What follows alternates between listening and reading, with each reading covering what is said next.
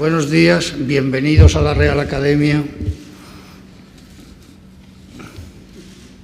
Señoras y señores académicos, señor presidente de la Academia Peruana de la Lengua, señor director de la Academia Mexicana de la Lengua, señora presidenta de la Academia Brasileña de Letras, Mario Vargas, señores académicos, excelentísimos señores embajadores de Perú y Brasil, representantes del Cuerpo Diplomático Iberoamericano, excelentísimo señor secretario de Estado de Cooperación Internacional y para Iberoamérica, señoras y señores. Constituye para mí un honor, un gran honor, poder presentar este acto en el Salón de la Real Academia Española en nombre de la Asociación de Academias, con la afortunada presencia de los directores de las Academias de Perú y de México. Mario Vargas Llosa es a la vez la figura grandiosa del creador que ha recibido el premio más prestigioso de la literatura y el académico cercano, cordial, que sin nota alguna pronuncia palabras llenas de afecto en los actos de nuestra asociación. Recordaré únicamente dos ocasiones, las palabras íntimas con ocasión de la comida para celebrar, del almuerzo para celebrar el premio en esta casa, y las brillantes en el momento de recibir la condecoración Balboa de manos del presidente de Panamá, en las que repasó su postura teórica ante la lectura, la creación literaria y su visión analítica del mundo contemporáneo. Desde mi juventud fue nuestro académico un escritor admirado y un hombre ejemplar. Realmente es una fortuna tenerlo con nosotros en el día feliz del recuerdo de aquel premio de Biblioteca Breve, premio que nos trajo una obra que 50 años después no solo ha perdido nada de sus inmensos valores de innovación y de técnica, sino que con el tiempo ha logrado convertirse en una obra clásica. Como las más valiosas de las antiguas, merece los comentarios de los especialistas y las glosas lingüísticas para la comprensión cabal del texto. Para comenzar pues el acto, tiene la palabra don Marco Martos, presidente de la Academia, director de la Academia Peruana de la Lengua.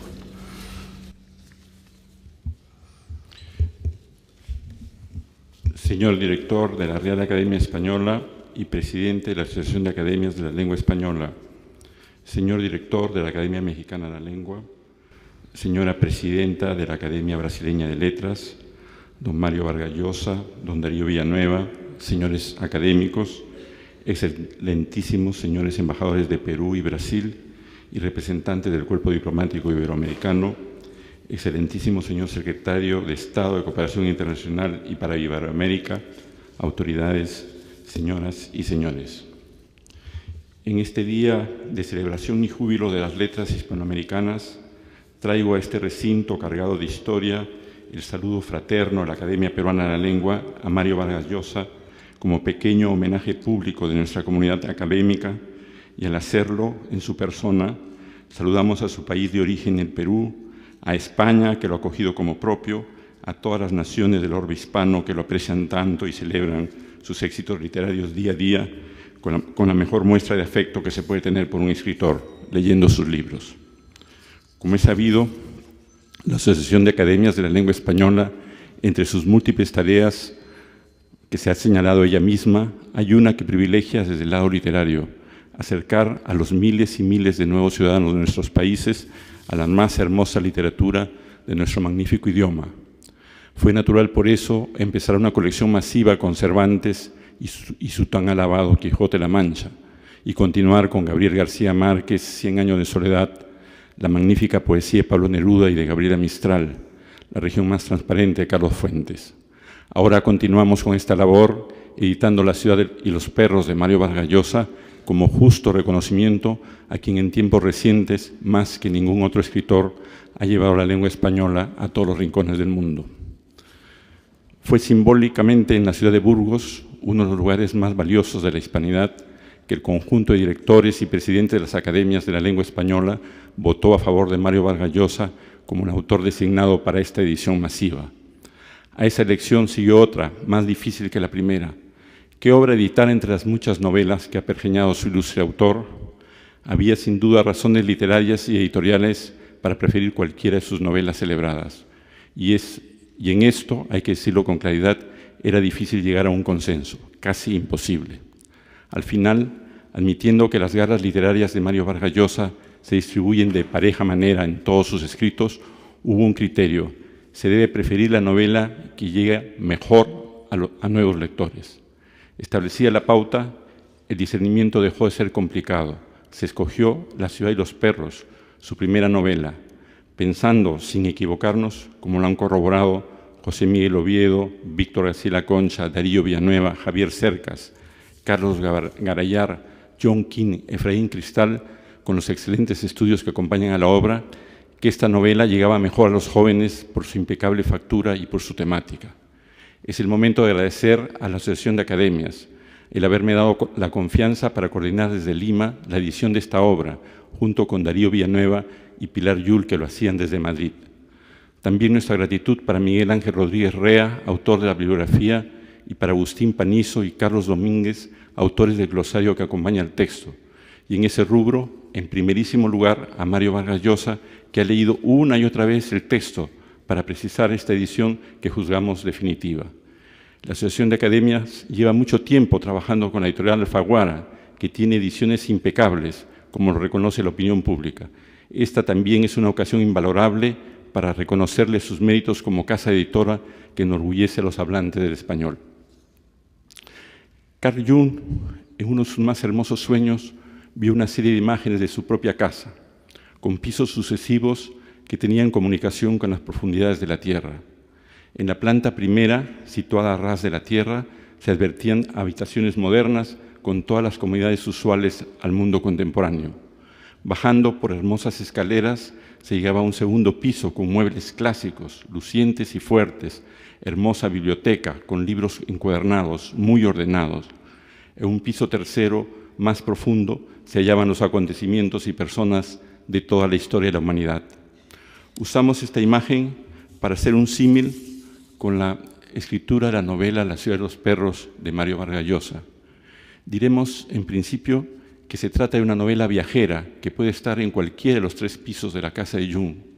Cuando se publicó en 1963 y obtuvo rápidas y sorprendentes distinciones, los premios que ganó y el fervor de todos los lectores hispanoamericanos, y luego fue siendo traducida a una multitud de idiomas, estaba en el primer piso, el que corresponde a una modernidad vigente, y así fue leída con avidez por un público, pues tenía a un tiempo buena escritura y una temática acorde con los tiempos.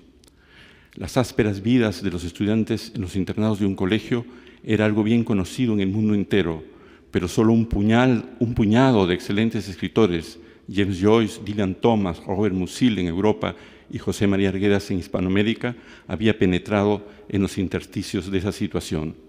Pero eso había ocurrido en otros años. La novela de Vargas Llosa fue un trueno en el cielo estrellado de las letras hispanoamericanas, algo absolutamente sorprendente, inesperado, como lo testimonió en su momento José María Valverde, y lo acaba de corroborar Javier Cercas en las encomiásticas palabras que ha escrito en ocasión de la publicación de La ciudad de los perros en esta edición que celebramos. Muchos leyeron el libro en clave temática. ¿Qué pasa en la vida de los estudiantes en los colegios militares? Otros se interesaron por la intriga y ahora mismo los críticos se preguntan si la novela dice o no dice quién mató al cadete conocido como el esclavo. Otros, los peruanos que conocían al autor y algunos detalles de su propia vida, se preguntaban en qué se había inspirado para escribir esta novela, quién era quién en el texto. Inútil esfuerzo, como sabemos los que tenemos la literatura como pasión, pues la novela se resiste como un prisma de cristal a todas las interpretaciones unívocas. La novela, como correspondía a la experiencia del autor, estaba escrita en el español general del Perú. En el joven escritor, esa abstracción de lo que tanto hablamos lingüistas y literatos convivía con el español del Perú, trufado de algunos arcaísmos y de vocablos de los idiomas quechua, aymara, mochica y las numerosas lenguas de la selva. Para no poner los ejemplos más obvios, diré, siguiendo a los lingüistas Rodolfo Cerrón y José Salas, que palabras comunes en mi país como cholo, cuculí, poto, que aparecen en las obras de Vargas Llosa, tienen origen mochica, una lengua que se habló hasta comienzos del siglo XX en la costa y sierra norte del Perú, precisamente en los lugares en los que vivió César Vallejo en su juventud. Pero ahora, y solamente como ejemplo revelador de cómo se crea en cada quien el idiolecto, citaré dos usos del español de Bolivia que aparecen en la novela. Como es sabido, Mario Vargas Llosa pasó una temporada, la más joven, cuando era niño, en ese país vecino al Perú, e incorporó, como es natural, en su bagaje del idioma algunas acepciones bolivianas, dos de ellas detectadas en la Ciudad de los Perros por Agustín Panizo y Carlos Domínguez. Leeré ahora un párrafo donde aparecen peruanismos y bolivianismos de la novela. Alberto sintió que lo cogían del brazo. Vio un rostro sinuoso que no recordaba. Sin embargo, el muchacho le sonreía como si se conocieran. Tras él se mantenía rígido otro cadete más pequeño. No podía verlos bien. Eran solo las 6 de la tarde, pero la neblina se había adelantado. Estaban en el patio de quinto, en las proximidades de la pista. Grupos de cadetes circulaban de un lado a otro. «Espera, poeta», dijo el muchacho. «Tú que eres un sabido, ¿no es cierto que ovario es lo mismo que huevo, solo que femenino?» «Suelta», dijo Alberto, «estoy apurado». «No friegues, hombre», insistió aquel. «Solo un momento. Hemos hecho una apuesta».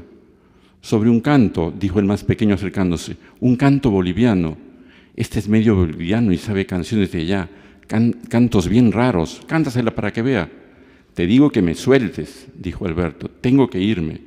En vez de soltarlo, el cadete le apretó el brazo con más fuerza y cantó: «Siento en el ovario un dolor profundo. Es el peladingo que ya viene al mundo». El párrafo escogido está escrito en la lengua general y dentro del español del Perú. Por eso aparecen palabras que todos entienden en el mundo hispánico, pero aparte hay palabras cuyos usos son del Perú: sabido y friegues. Sabido es alguien que conoce algo y lo utiliza en beneficio propio. El vocablo tiene cierta carga negativa. Fregar es voz popular que significa molestar o hacer daño. El párrafo se cierra con la voz boliviana peladingo, desconocida en el Perú, término derivado de pelado, que sí se conoce en el Perú, pero con el sentido de persona sin pelo. Imaginamos que en Bolivia pelado, sin pelo, pasó a ser ese diminutivo hermoso peladingo, sinónimo de niño recién nacido o por nacer, como en el ejemplo. En otro párrafo dice la novela: «El calabozo era más claro que el que ocupaba el jaguar y Gamboa observó que el pantalón caqui de Alberto era ridículamente corto, se ajustaba a sus piernas como un buzo de bailarín y sobre la mitad de los botones de la bragueta estaban abrochados». Este uso de buzo no aparece en el DRAE y tampoco es un uso peruano, pero sí aparece en el diccionario de americanismos como un bolivianismo, diciendo pantalón de lana o algodón que se ciñe a las piernas. Es culto, popular y espontáneo. Este uso de buzo, desconocido en el Perú, sin duda que Mario Vargas Llosa lo tomó de su experiencia boliviana y en este caso, a diferencia de peladingo, no coloca ninguna marca sobre el origen del vocablo. Esto podría querer significar que el uso es más espontáneo. Quiero decir, atreviéndome, que tal vez Mario, cuando escribió esto, no pensaba si era bolivianismo o peruanismo, lo usó simplemente. Transcurridos 50 años desde que se terminó de escribir la novela, merced a sucesivas lecturas de miles y miles de lectores en distintas lenguas, países, edades, experiencias, ha adquirido la dimensión de un texto clásico. Ha ingresado, quién puede dudarlo, en el segundo nivel de la Casa de Jung, a la serie de libros encuadernados que las bibliotecas guardan de forma muy cuidadosa para las generaciones futuras. Textos que hay que leer una y otra vez en la comodidad de las estancias, no para buscar un asunto u otro, sino para descubrir esa belleza con la que soñaba Aristóteles y que imaginaba Pitágoras, la armonía de contrarios. Vargas Llosa, como Dante, como Baudelaire, como Rimbaud, ha descendido en su escritura de la Ciudad de los Perros a los infiernos personales de los adolescentes, no solo del Perú o Hispanoamérica, sino de todo el mundo. Ha descrito en Microcosmos un colegio militar, las perversas razones del poder y la férrea y astuta organización de quienes sufren arbitrariedad. Pero ahora los lectores más avisados no encuentran solamente el tema del Averno y otros símbolos del mal, hallan la perfección formal de la novela, esa combinación de tema que interesa a todos, con ese contar bien, esa excelencia formal, esa áspera belleza, pocas veces vista en la literatura mundial, hacen del libro un texto clásico de las letras en nuestra lengua. Con la publicación de esta edición masiva de La ciudad de los perros, estamos propiciando que la novela del Premio Nobel de Literatura llegue al tercer nivel que soñó Jung, un nivel histórico que asocia este texto con las grandes obras literarias de todos los tiempos, desde Homero y su clásico arte de contar, Virgilio y su contenida emoción narrativa, Apuleyo, claro antecedente de la novela picaresca española, Cervantes, sin duda el más grande de los narradores, Balzac, Stendhal, Flaubert, Tolstoy, Dostoyevsky y toda la playa de autores contemporáneos que merecen durar, Faulkner, Joyce, Proust, Kawabata y un puñado más que celebramos. La ciudad de los perros es una gran novela y Mario Vargas Llosa merece una vez más nuestra profunda gratitud. Muchas gracias. Muchas gracias, profesor.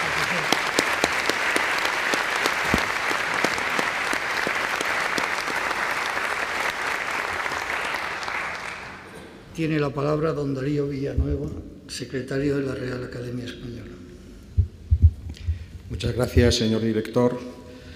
Señor presidente de la Academia Peruana, señor director de la Academia Mexicana, señora presidenta de la Academia Brasileña de Letras, don Mario Vargas Llosa, señores académicos, excelentísimos señores embajadores de Perú y Brasil y representantes del Cuerpo Diplomático Iberoamericano, excelentísimo señor secretario de Estado, autoridades, señoras y señores.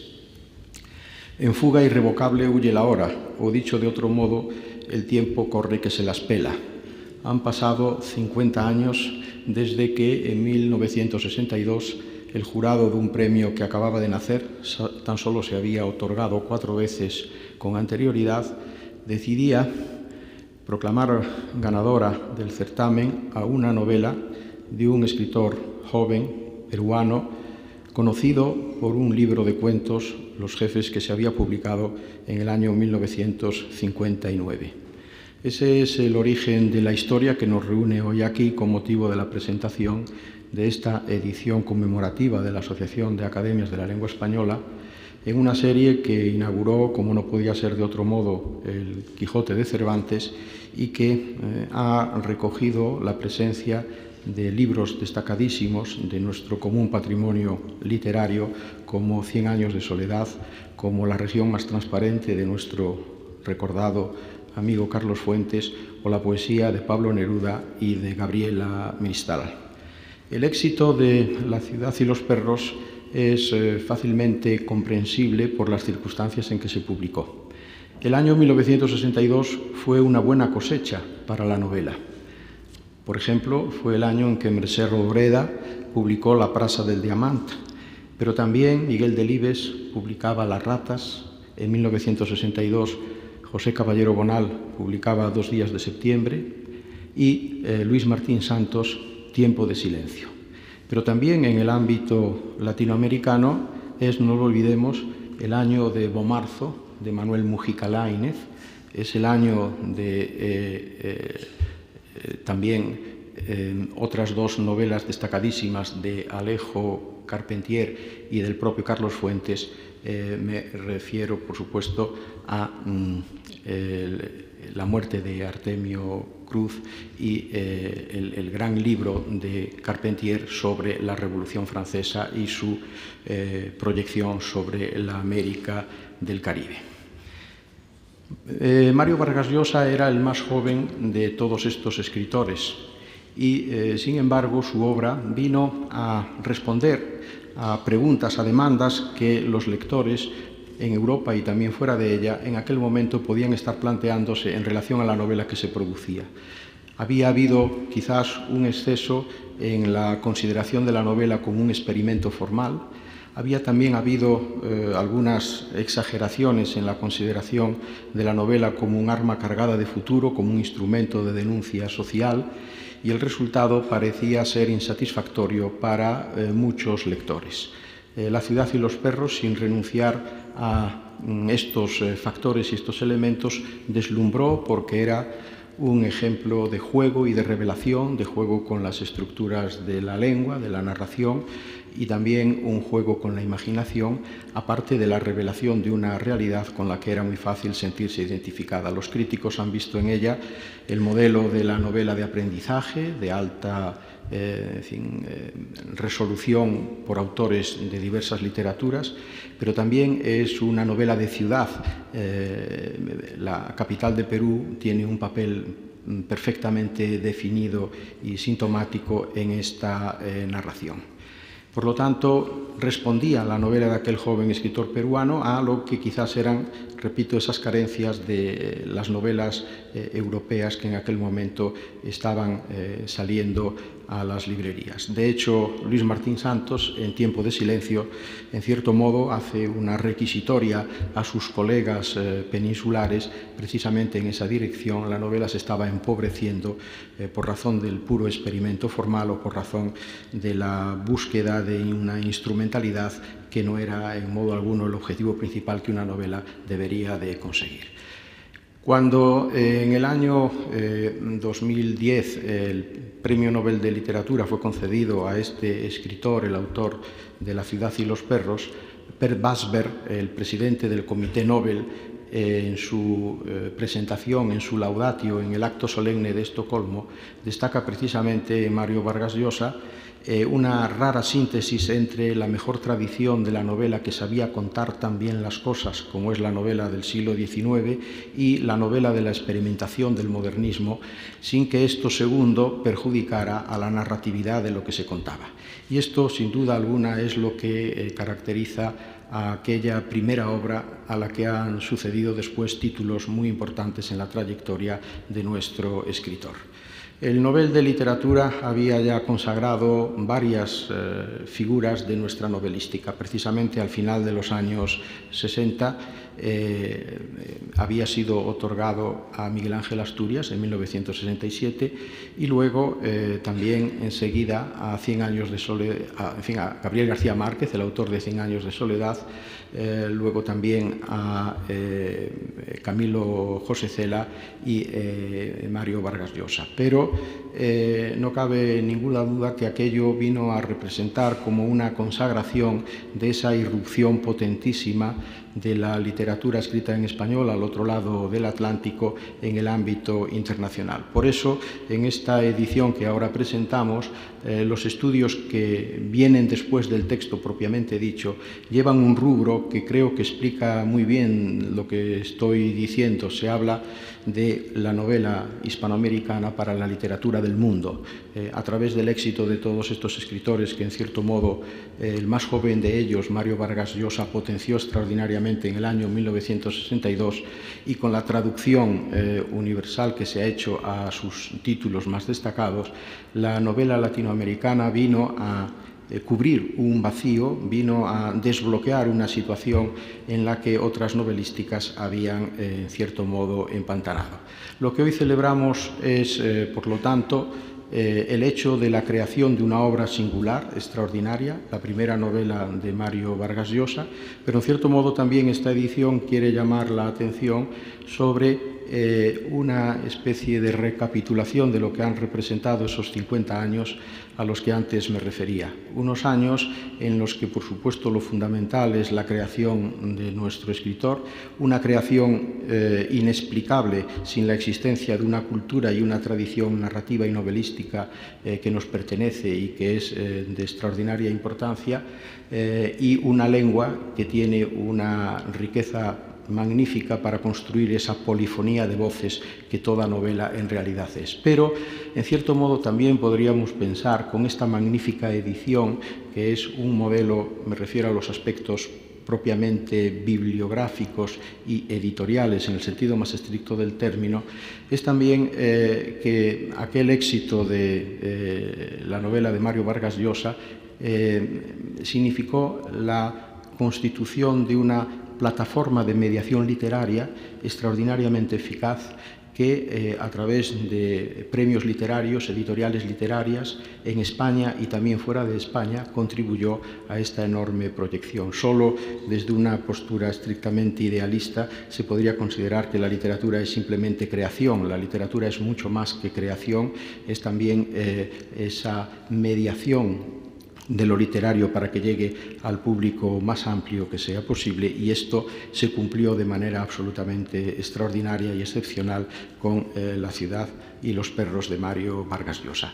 Hace 2 semanas, en la comisión delegada del diccionario de esta casa, trabajábamos con diversas palabras, pensando ya en la nueva edición, la 23ª del Diccionario de la Lengua Española, y sobre la mesa teníamos una palabra, un neologismo relativo que todavía no figura en el diccionario, la palabra repristinar. Cuando empezaron las discusiones sobre ella, yo pensé inmediatamente en el acto de hoy, pero me di cuenta de que no servía en modo alguno la acepción de repristinar que estábamos estudiando para definir lo que hoy estamos haciendo aquí, porque repristinar es volver a dar valor a algo que lo ha perdido. En el caso de La ciudad y los perros, hoy no le damos valor a algo que lo ha perdido, porque esa novela nunca dejó de estar en la primera fila de la creación novelística en español para los españoles y para los latinoamericanos y para el mundo entero desde hace ahora exactamente 50 años, desde 1962.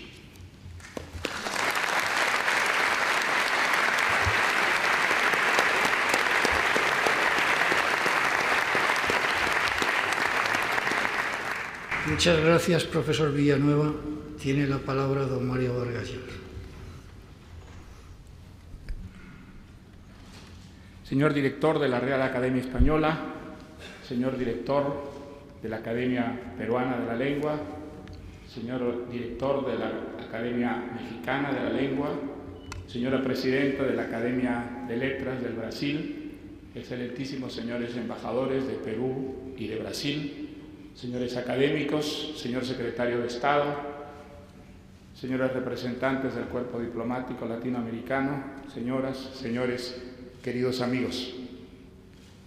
Bueno, mis primeras palabras son desde luego para agradecer a la Real Academia Española y a la Asociación de Academias de la Lengua Española por haber publicado esta edición que conmemora los 50 años de la publicación de La ciudad y los perros.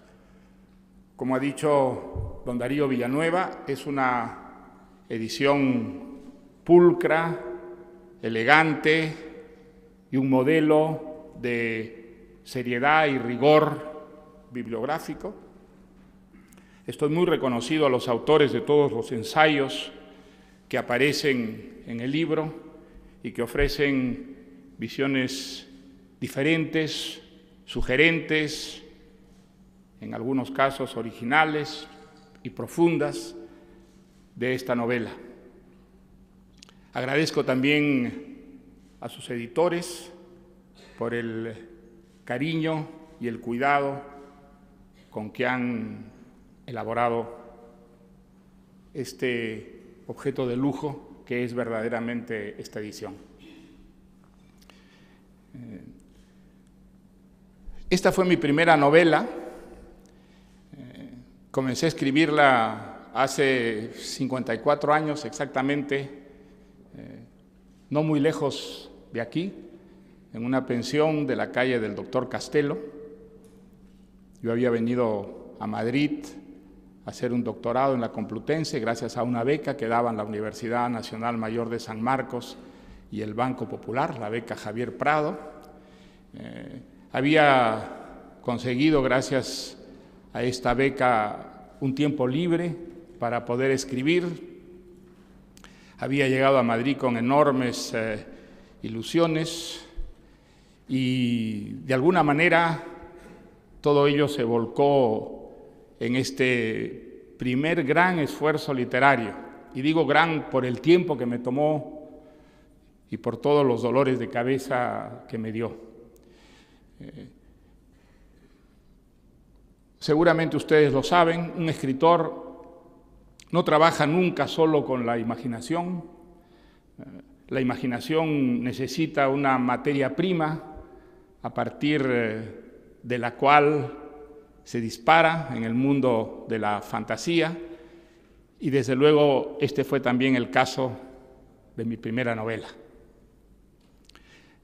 Yo volqué en ella una aventura que había vivido los años 50 y 51 en el Colegio Militar Leoncio Prado, que es el escenario donde ocurre la historia.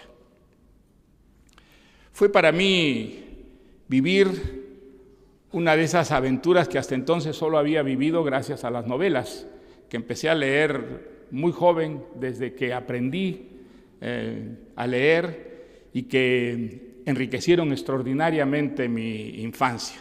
Seguramente mi vocación de escritor nació del entusiasmo, de la alegría, de la felicidad que me dio a mí ese dispositivo mágico a traducir en imágenes las palabras de las novelas que empecé a leer desde muy niño. Y creo que toda mi infancia soñé con vivir alguna vez una aventura semejante a aquellas que entonces solo vivía de manera indirecta gracias a Salgari o a Karl May o a Julio Verne o a Alejandro Dumas o a Víctor Hugo. Y para mí esa aventura fue el Colegio Militar Leoncio Prado. Era una institución sui generis, era un colegio que de alguna manera representaba en un formato pequeño a la sociedad peruana, con todas sus complejidades, diversidades, tensiones, violencias, incomprensiones, aspiraciones, costumbres. El Perú de esa época era, como muchos países latinoamericanos, una sociedad dividida en compartimentos estancos, donde cada grupo social sabía muy poco y se comunicaba apenas con los otros. Un niño, un joven de clase media, avecindado en Lima, como era mi caso, sabía muy poco del país en el que había nacido y en el que vivía. Ignoraba el mundo indio, por ejemplo, a diferencia de lo que ocurre hoy en día. Casi no se veían indios, ni se oía hablar quechua en las calles de Lima. Ignoraba mucho de las otras regiones en que está dividido el Perú, ignoraba lo que era la vida de la sierra, la vida de la selva, e incluso si no salía de Lima sabía muy poco de lo que era la vida en provincia, en sus ciudades y en sus pueblos.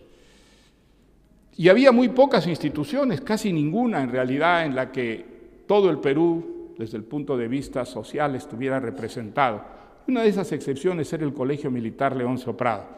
Era un colegio nacional donde se estudiaban solo los 3 últimos años de secundaria y que estaba sometido, como su nombre indica, a un régimen militar.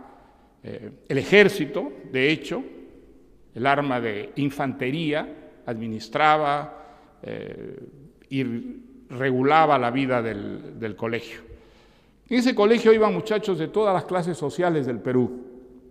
Iban muchachos de la alta burguesía, no muchos, pero sí un grupo de ellos, que eran enviados ahí por sus padres porque eran generalmente muchachos incorregibles a los que los padres no sabían cómo enderezar y pensaban que una disciplina militar los enderezaría. Había muchos muchachos de clase media que aspiraban a seguir luego carreras militares, a ser militares, marinos, aviadores, y que iban al colegio como a una antesala de la carrera militar. Y había muchos muchachos de los sectores más humildes del Perú. Había negros, había cholos, había indios, que tenían acceso al colegio gracias a un sistema muy amplio y generoso de becas. Cerca de 100 muchachos eran becados y entonces podían ingresar allí y estar en el colegio gratuitamente. Y había muchachos de todo el Perú porque en esa época el Colegio Militar Leoncio Prado era el único colegio de este género. Luego se crearon otros en provincias, pero en esa época era el único, de tal manera que había muchachos que venían del sur, del centro y del norte, de la sierra, de la selva y de la costa, lo que hacía del Colegio Militar verdaderamente una sociedad peruana en formato menor.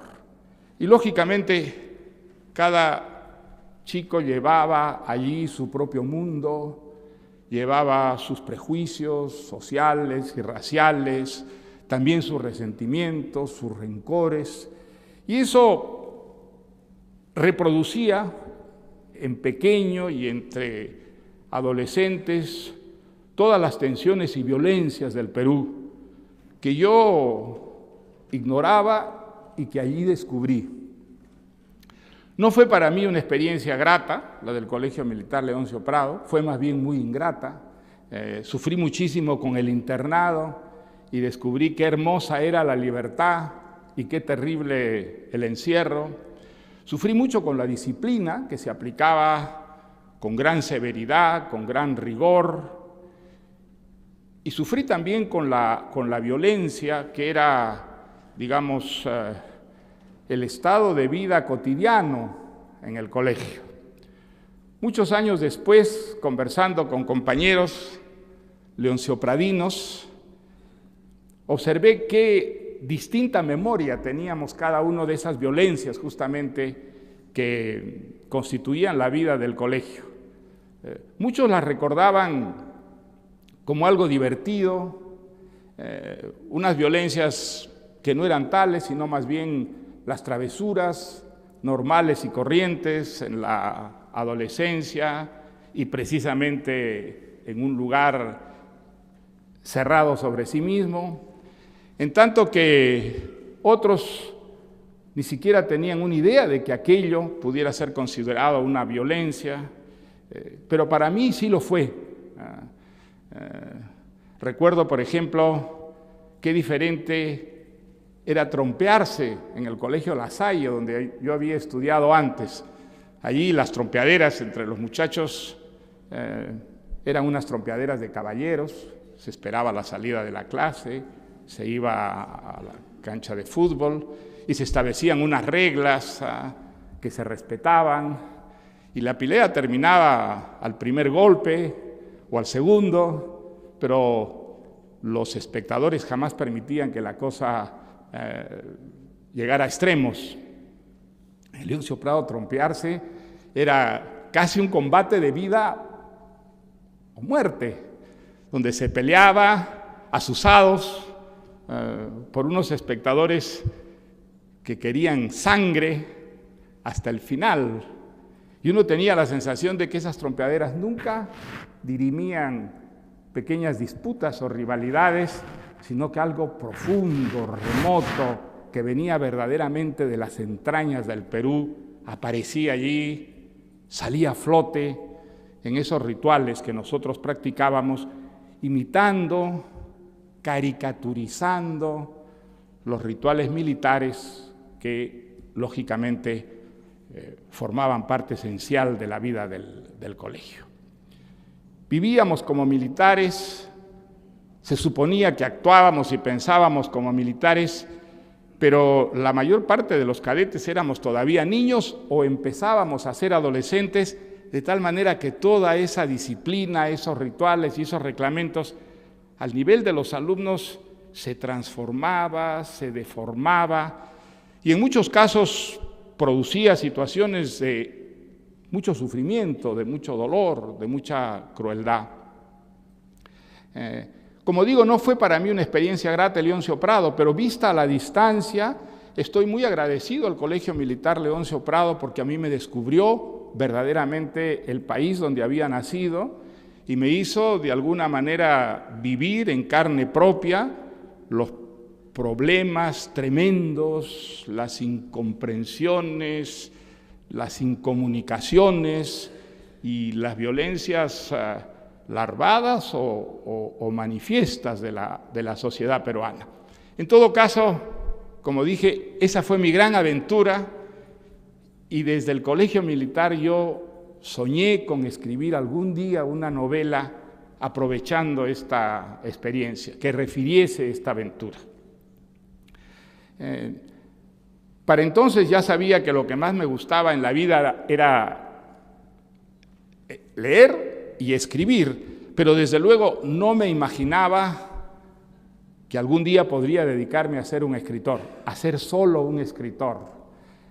Los tiempos han cambiado felizmente en ese sentido, pero en esa época, en el Perú y probablemente en muchos países latinoamericanos y tal vez también en España, para un joven que descubría una vocación literaria, era muy difícil imaginar que podría consagrar enteramente su vida al oficio de escribir.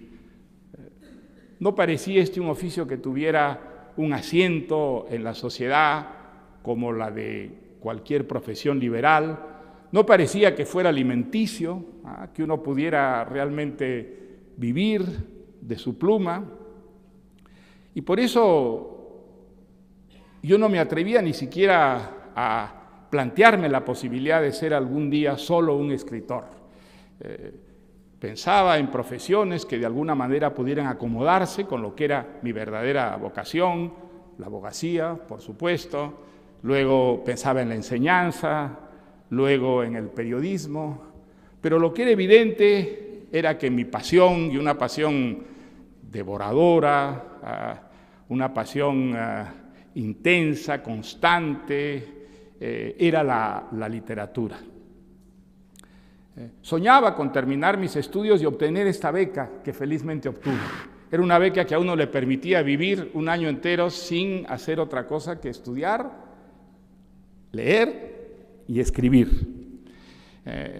Por eso para mí llegar a Madrid fue tan extraordinariamente importante. Los cursillos el doctorado en la Complutense no me tomaban sino unas horas en la mañana y podía las tardes y las noches dedicarlas a escribir esta novela.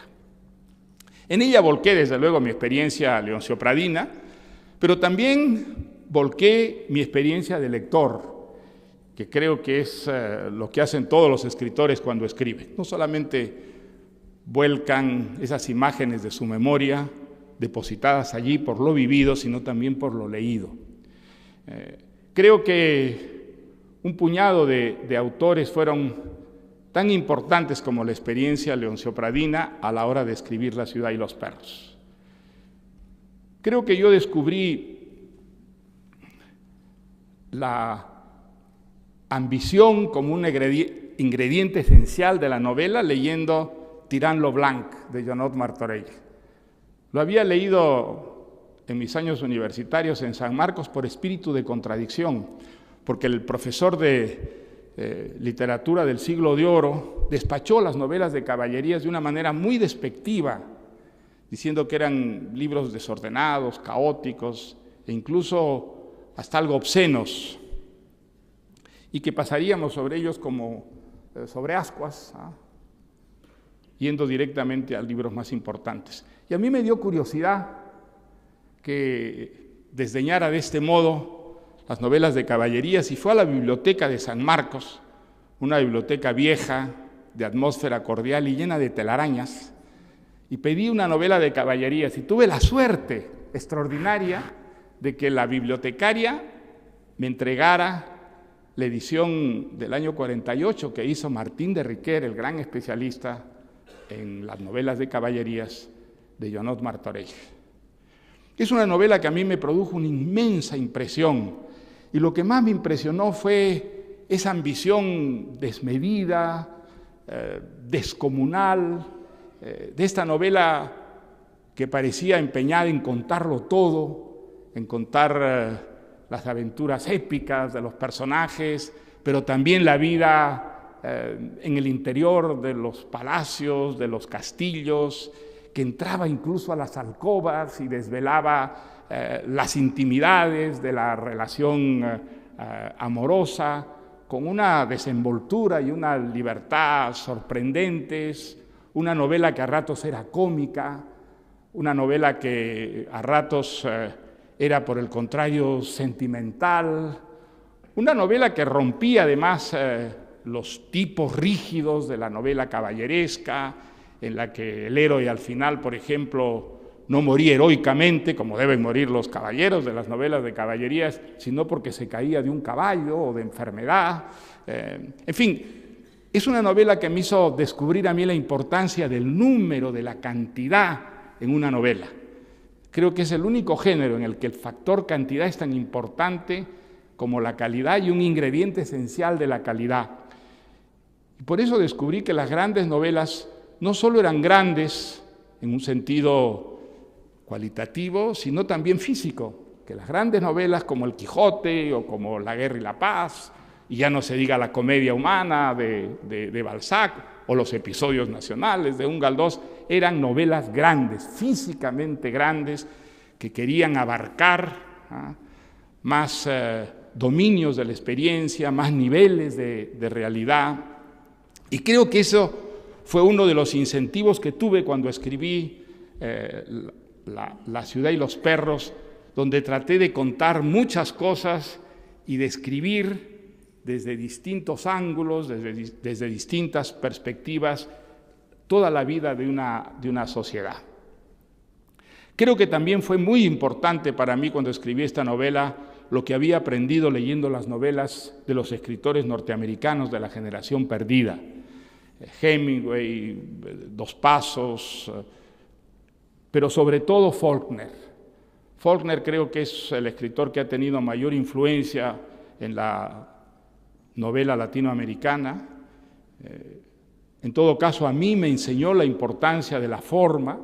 Es el primer escritor que leí con lápiz y papel a la mano, tratando de descifrar la extraordinaria riqueza de la arquitectura de sus historias, cómo jugaba con los puntos de vista, cómo saltaba en el tiempo, como si el tiempo fuera un espacio hacia adelante y hacia atrás, para crear esas atmósferas únicas que tienen sus novelas, cómo la prosa y la estructura podían dotar de complejidad, de sutileza, de ambigüedad, a veces a las situaciones más banales, y cómo el mundo de la novela era un mundo propio que de alguna manera reflejaba el mundo real, pero jamás se limitaba a fotografiarlo o a testimoniar sobre él, sino que creaba un mundo paralelo, distinto, cuyo alejamiento y distancia del mundo real precisamente nos daba una perspectiva muy rica para entender mejor el mundo real. En fin, creo que fue un maestro para mí importantísimo a la hora de escribir La ciudad y los perros, donde utilicé muchas de esas técnicas, ¿no?, aprendidas leyendo las novelas de Faulkner. Y creo que también fue para mí muy importante el haber descubierto a Flaubert, a quien descubrí el año 59, recién llegado a París. Leí Madame Bovary, que es una de las lecturas que más me ha marcado y que, entre otras cosas, a mí me enseñó el tipo de escritor que yo quería ser. Madame Bovary es una novela realista, porque todo lo que ocurre en ella, de alguna manera, lo reconocemos como formando parte de la realidad de nuestra experiencia, pero sin embargo no es nada realista cuando nos acercamos a ella y la sometemos a un escrutinio riguroso. Allí descubrimos que eso que parece la realidad es una realidad propia, autónoma, distinta, porque toda ella está hecha de palabras y de ideas que se organizan, se combinan de tal manera que se emancipan verdaderamente de la realidad para oponerle otra realidad, que es la realidad autónoma, soberana de la ficción lograda. Leyendo a Flaubert, yo descubrí que si un escritor no nacía con talento, que fue el caso de Flaubert, si su vocación era tan grande como la de Flaubert, podía, a base de disciplina, de perseverancia y de terquedad, construirse su propio talento. Creo que la correspondencia de Flaubert es la mejor lectura para un escritor que comienza, porque eso es lo que enseñan las cartas de Flaubert, sobre todo aquellas que escribió en esos 5 años que le tomó a él escribir Madame Bovary. Es un caso único en la historia de la literatura donde seguimos paso a paso, es decir, día a día, gracias a las cartas de Flaubert, a su amante, a Louise Collet, la elaboración de esa novela, casi como si hubiéramos estado espiando por sobre el hombro del autor ese trabajo cotidiano.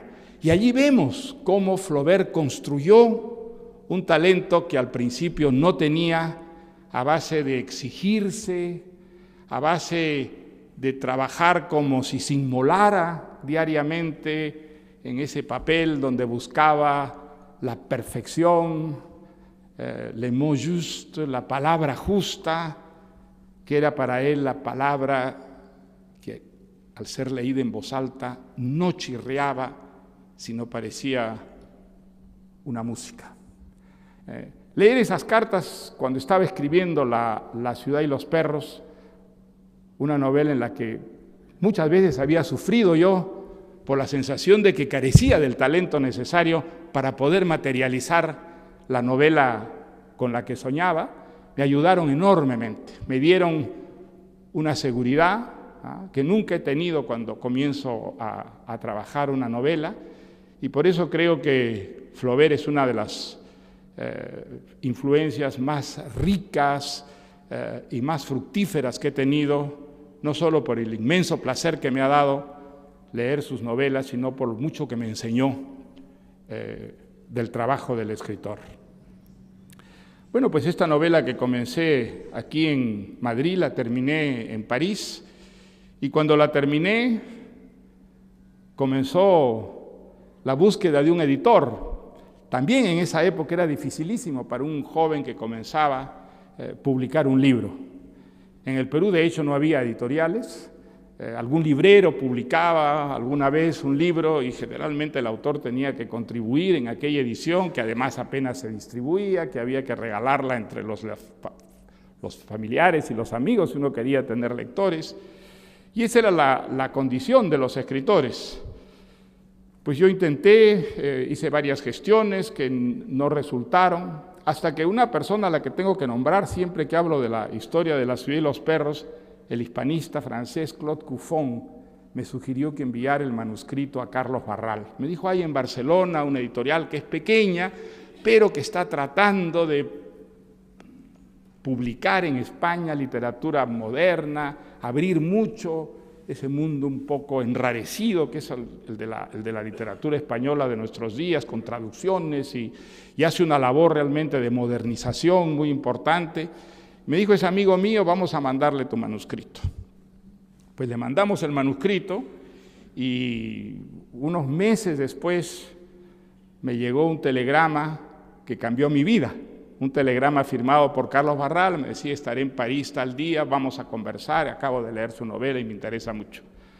Fui a verlo al Hotel du Pont Royal y esa conversación con Barral pues fue algo extraordinario para mí. Me dijo que le había gustado mucho la novela, que como habría problemas de censura era bueno presentarla al premio Biblioteca Breve, que si ganaba ese premio sería más fácil negociar con la censura los permisos necesarios. Y eso es lo que ocurrió. La novela ganó el premio Biblioteca Breve y comenzó una negociación con la censura que duró cerca de un año. Fue difícil y los esfuerzos que Carlos Barral desarrolló para vencer el escollo, que era un escollo bravo de vencer todavía en esos años, darían verdaderamente para escribir otra novela. Finalmente la novela pudo salir con solo 8 frases cambiadas, 8 frases que en la segunda edición de La ciudad y los perros, con el coraje que lo caracterizaba, Carlos Barral restauró, felizmente sin que nadie se enterara, de tal manera que las ediciones que han circulado de La ciudad y los perros reflejan exactamente el libro que yo escribí. Lo que ha pasado con esa novela después, pues ya lo saben ustedes, algo que yo nunca pude soñar. La novela ha vivido todos estos años, no ha muerto, que es lo que les suele ocurrir a la mayor parte de las novelas que se publican, y ahí está ahora, en esta edición que me llena de orgullo y de gratitud. Quizá como una reflexión final,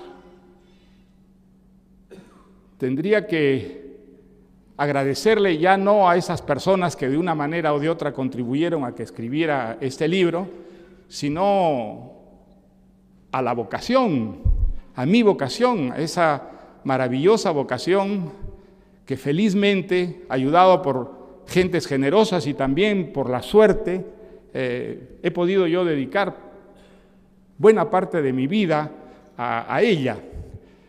Una vocación extraordinaria, porque creo que lo defiende a uno de la adversidad. Creo que el escritor tiene esa facultad de convertir en materiales de trabajo las peores cosas que le pasan, también las buenas, desde luego, pero creo que sobre todo las malas y las peores son los materiales más fructíferos a la hora de fantasear una historia. Y el poder convertir en material de trabajo el sufrimiento, la desilusión o el fracaso es una manera de inmunizarse contra el dolor.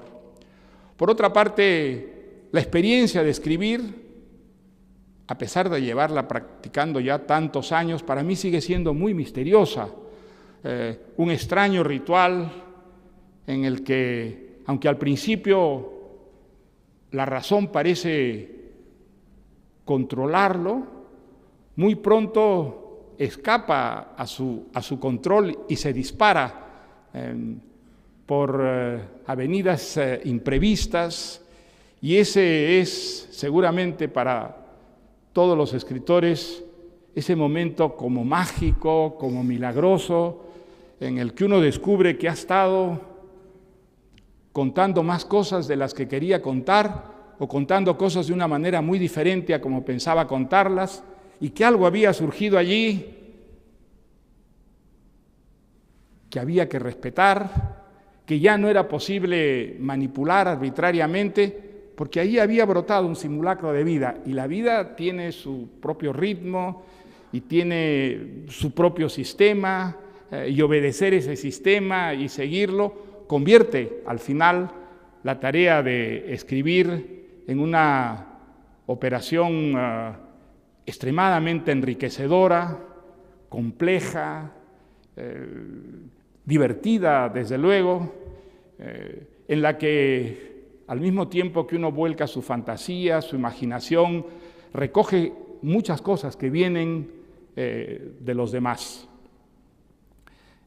Creo que el factor no racional, el factor espontáneo, juega un papel muy importante en los libros narrativos, literarios, y que esa es la razón por la que muchas veces un lector o un crítico ve mejor y entiende más cabalmente lo que uno ha hecho que el propio escritor. Quienes lean los trabajos que acompañan esta edición verán que hay interpretaciones muy distintas y a veces contradictorias de la novela. Y yo no me atrevería a decir cuál es la más justa, la más exacta, la que refleja con más fidelidad lo que yo quise hacer. Aprendí justamente con esta novela, cuando ya estaba publicada, que la lectura que hace el propio autor de lo que he escrito no es nunca la más justa ni la más real. Cuando el libro se publicó y ante mi pasmo empezó a traducirse a otras lenguas, a mí me produjo una gran ilusión que se tradujera al francés en una colección que dirigía Roger Caillois, un crítico y escritor francés muy importante. Y fui a agradecerle el que hubiera decidido publicar en su colección mi novela. Y fui a la oficina del UNESCO donde él trabajaba, me recibió y estuvo muy amable, y pues me hizo algunos comentarios sobre la novela, y entre las cosas que me dijo una cosa que me ha interesado mucho, que me parece una de las cosas más originales de esta novela, es que el personaje del jaguar se atribuye a un crimen que no ha cometido, simplemente para recuperar el liderazgo que tenía antes ante sus compañeros y que había perdido. Y yo le digo, pero no se atribuye el crimen, lo comete. Él mata al esclavo. Y entonces su reacción me dejó estupefacto. Me dijo, no, usted no ha entendido la novela que ha escrito. Me dijo, él se atribuye ese crimen y eso es lo que le da una grandeza trágica al personaje. Pero vamos, es evidente, es clarísimo. Reflexione.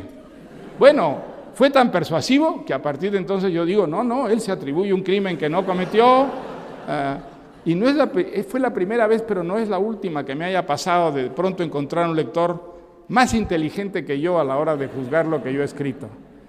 Eso es lo maravilloso de la literatura, es un simulacro de vida, pero como la vida misma tiene a veces contenidos, manifestaciones que escapan al control estrictamente racional del creador. Y eso es, creo, justamente una de las razones por qué la literatura es tan importante, no solamente para gozar, sino también para entender la vida. Bueno, termino donde empecé, agradeciendo muchísimo a todas las personas, a las instituciones que han hecho posible esta edición, y a todos ustedes, desde luego, por haberme acompañado en este 50 cumpleaños de la Ciudad de los Perros. Muchas gracias.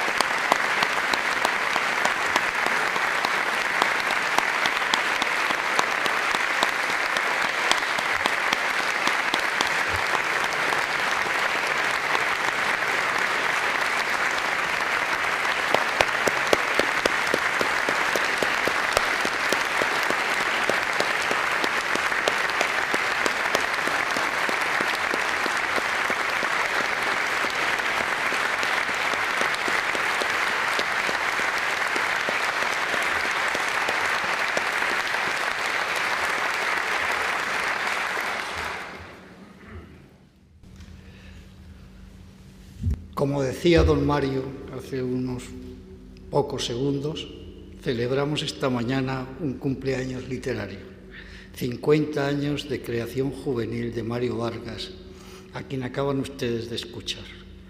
Recuerdo que el primer retrato de Mario Vargas, su figura humana, procede en mi recuerdo nada menos que del maestro Martín de Riquer.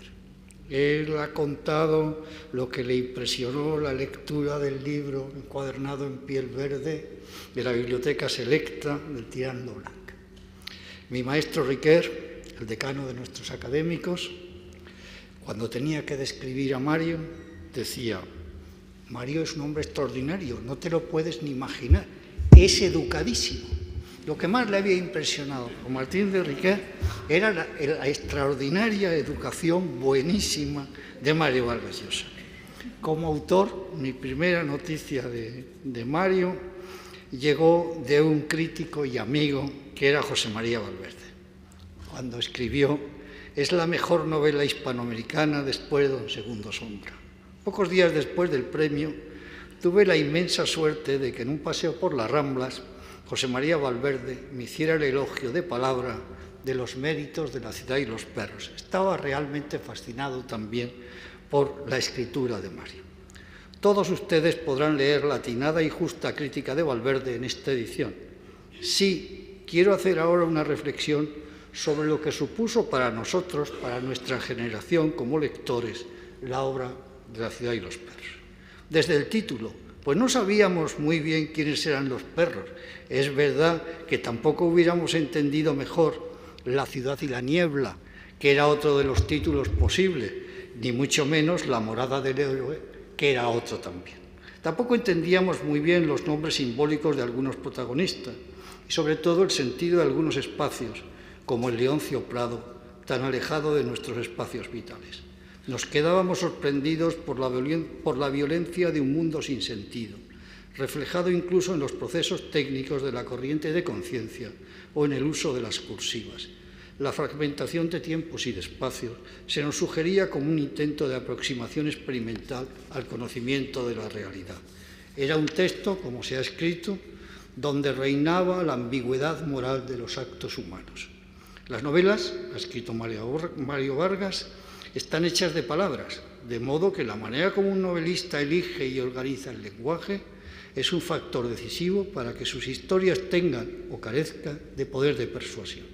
Y continúa: el lenguaje novelesco no puede ser disociado de aquello que la novela relata, el tema que se encarna en palabras, porque la única manera de saber Si el novelista tiene éxito o fracasa en su empresa narrativa, es averiguando si gracias a su escritura la ficción vive, se emancipa de su creador y de la realidad real y se impone al lector como una realidad soberana. Han visto ustedes que esto es así después de 50 años. A la hora de los agradecimientos, yo tengo que agradecer a don Marco Martos, a don Darío Villanueva, a Pilar Llull, a los autores de los trabajos en el volumen, a los autores del glosario, a la editorial, por el cuidado exquisito puesto en todo el trabajo. Anoche se lo pude decir a ellos personalmente. Esperaba que estuviera doña Carmen Balcells, porque ella sabe muy bien por qué le doy las gracias en estos momentos. Y al fin, a don Mario, al que debemos horas de lectura llenas de maravillas y de reflexión honda sobre el mundo que nos rodea, los que somos o hemos sido profesores y lo hemos tenido como tema de clase, recordamos siempre la satisfacción de ver las caras de nuestros estudiantes al salir de clase, en la que sus páginas habían sido meditación sobre los procesos de creación literaria. Muchas gracias, don Mario. Los eruditos recuerdan las monografías en las que se analiza lo que a Cervantes se le olvidó decir en el Quijote. Don Mario es un experto en la enunciación en el Quijote. Y esas frases que dice lo que dejó de decir, olvidaba decir, se me olvidaba, en estas palabras de agradecimiento he olvidado las palabras de agradecimiento que debemos todos los admiradores de don Mario a Patricia. Muchas gracias, Patricia, por todo. A todos los asistentes a este acto, la Real Academia y la Asociación de Academias le dan sus mejores palabras de agradecimiento. Muchas gracias por su compañía.